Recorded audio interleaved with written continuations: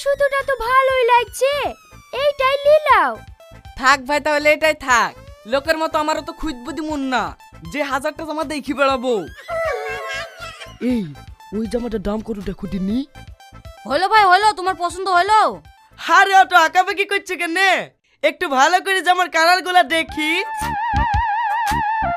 সত্যি ভাই তোমার চয়েস আছে, জামার কালারটা খুব সুন্দর লাগছে। দেখি তোমার ভাই লেগে এরকম জামা একটা পাই কি? কত? 1800 টাকা। ও ভাই, তোমাদের দোকানে কি কোনো ব্র্যান্ডেড মাল নাই?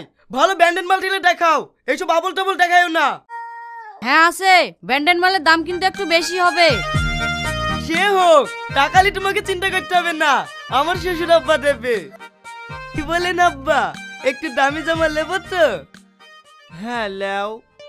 শালা কপাল করে ছোট লোক দুটো বউ পেয়েছি।